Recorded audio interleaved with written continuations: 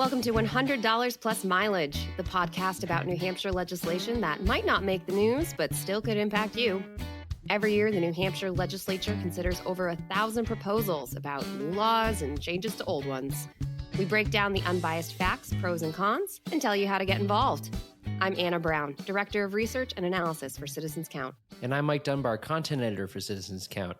This month, the New Hampshire House of Representatives will vote on a measure prohibiting landlords from discriminating against renters who use Section 8 housing vouchers. While the bill got a thumbs down from the committee that worked on it, the House could still decide to pass it anyway. If that legislation becomes law, it could have a really big impact on New Hampshire's low-income renters and landlords. So, Anna, some of our listeners may not be familiar with how housing vouchers work in the first place. So, can you tell us a bit about them? Sure. The Federal Housing Choice Voucher Program, commonly known as Section 8, provides very low-income families, the elderly, and people with disabilities a voucher for rent. The program pays the landlord directly for the amount of the voucher, and then if actual rent exceeds the voucher amount, the renter will pay the landlord the difference. Right. Okay. So that in and of itself sounds pretty straightforward, although I'm sure there are plenty of complexities under the surface that we'll touch on in this episode. So what's the deal with this new bill and how could it affect someone who's on Section 8? HB 1291, proposed by Durham Democrat Rep. Cam Kenny, makes it unlawful to deny a rental unit to a prospective tenant on the basis that they receive a housing voucher. The bill also shores up some potential loopholes. So, for example, it makes clear that landlords wouldn't be responsible for denying a tenant if the rent for the unit was higher than what the voucher is for under the Housing Authority.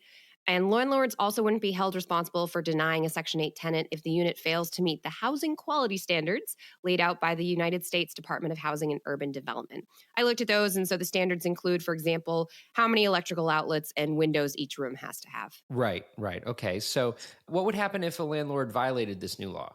The law amends New Hampshire's law against discrimination. So if a renter was denied an apartment solely because they were using a Section 8 voucher, the renter could file a complaint against the landlord with the State Human Rights Commission, similar to if they were denied because of their race or religion or familial status and so on.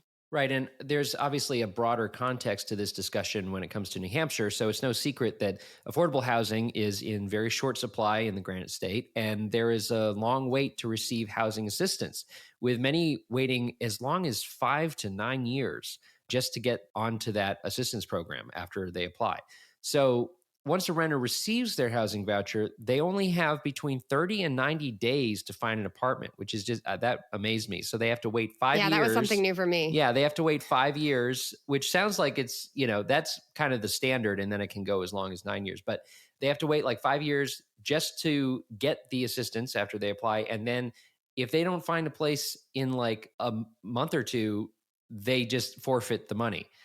As if that weren't difficult enough, many landlords explicitly state on rental advertisements they don't accept Section 8 recipients. So that could explain why last year, out of 1,581 vouchers, 294 of those expired without ever being used, according to the New Hampshire Housing Finance Authority. Right. And that starts to get us into the pros and cons of this bill. So supporters of HB 1291 argue that it's unfair to discriminate against a tenant based on whether or not the government subsidizes their rent. So putting it in that advertisement right up front saying no Section 8, it's right. Because you landlords can either pay for it or you can't. Why does it matter? Exactly. Where the So, money and the comes bill from? doesn't state that landlords are required to rent to someone with a housing voucher. So they could still screen them by doing criminal background checks, references, questions about pets, all that sort of stuff. Right. HB 1291 would just stop landlords from denying people solely based on their Section 8 status, just as they can't deny someone based purely on their skin color. Right. And I like how they filled the loophole in the bill saying you can't just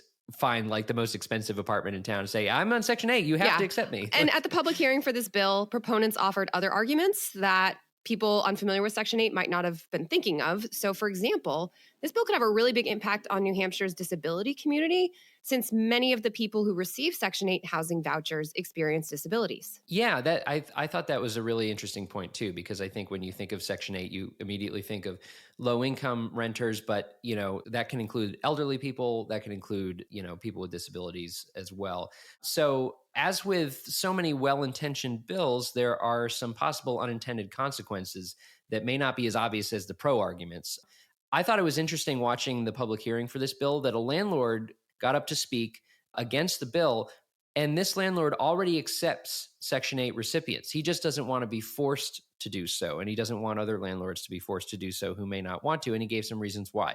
So, for one, it could be a burden on landlords, and not necessarily because of the tenants, but because of the bureaucratic red tape that comes with accepting people who have these vouchers. So the program requires landlords to fill out extra forms, modify their existing leases, and it offers little protection if renters break their leases. The housing authority doesn't actually sign on to the lease. So if the renter breaks the lease, the housing authority says to the landlord, "Oh, that's between you and this renter." It's not exactly a fair comparison to say that Section 8 recipient is exactly the same Right. as a normal renter. Right. Another interesting argument that speaks to unintended consequences is, okay, so maybe this could actually make housing less affordable, because you and I talked about how they don't have to rent their expensive apartment to a Section 8 tenant, right? So maybe landlords will just raise rates for everyone, just raise the rent and make it even harder for anyone who is low income, whether or not they have a Section 8 voucher to apply. Mm-hmm. Then you get, all right, so if obviously New Hampshire has a housing shortage, affordable housing in particular shortage. So what would you do instead of a bill like this? Well, opponents say the answer lies with the state housing authority and the federal government not forcing landlords to do something. So maybe there should be more subsidized housing development, more money for vouchers, or maybe there could be some sort of way to incentivize landlords to accept Section 8 vouchers instead of just saying they have to. Right. Yeah. And that's an interesting distinction, too, is that there are buildings that are specifically built to be Section 8. So you could have more of that rather than necessarily forcing all landlords to take Section 8 vouchers. So this bill was given a thumbs down by its committee in an 11-10 vote. If you don't live and breathe this stuff, it may not be totally clear what that means. It might sound like the bill is dead, but that's actually not true. The committee's vote was basically a recommendation for how the full House should vote on the bill. But the House of Representatives will still get a chance to vote, and they're going to vote on this soon. They're under no obligation to follow that committee's recommendations. So therefore, whether you side with proponents of the bill or the opponents, you still have time to contact your legislators and tell them how you think they should vote on HB 1291. And you can get started by visiting citizenscount.org/elected-officials to learn who represents you and how to contact them. And with that, it's time for Only in New Hampshire. Anna, hit me with some Granite State trivia. Okay, so we talk about how many bills legislatures consider every year. Some of them are a bit off the beaten path. We could say colorful, maybe. So I was going through some historical notes and I found a gem back in 1943 during World War II. On May 17th, a New Hampshire legislator tried to introduce a bill in the state house to dump all conscientious objectors on an island in the middle of the Pacific Ocean, which is like one of those things where it's just like, yeah, this is just an opinion bill. This is not a reality bill. So I was able to find like a whole House journal and was like trying to go through and like what exactly, I was really hoping to find some juicy debate that went back and forth of like people talking about what was going on with conscientious objectors at the time. But it looks like basically May 17th, that would have been a really late introduction. So the House basically said, yeah, no, we're not gonna even consider your late legislation. Just go sit down. So the bill did not pass. The bill did not even get like a formal introduction or debate. But, there's always at least one legislator that has a really, really unique, shall we say, idea any given year. Yeah, that's the thing. It's like this kind of thing could be proposed like next year, too. Like, I feel like there's always a handful of bills that are kind of like just wacky on their face, but they get introduced. Speaking of, I don't know if everyone is curious, but I have, in our very first episode this season, I brought up how there was a bill related to hot dog condiments, and I just want to let everyone know that I have been following that closely. Good. Maybe we will do an You're on episode in the case. future, but yeah, the short version is you can't have like a hot chili or a hot sauerkraut, like anything that requires like cooking. It can't be at a hot dog stand. It has to be in like prepackaged, prepared somewhere else containers. So, very important hot dog debate. I will keep you all apprised if there are important developments. Yeah, and there, as with all of these, there's got to be a story behind that. So I would be interested in hearing what the story was. That said, that wraps it up for today's episode, but you can find more information and episodes at citizenscount.org.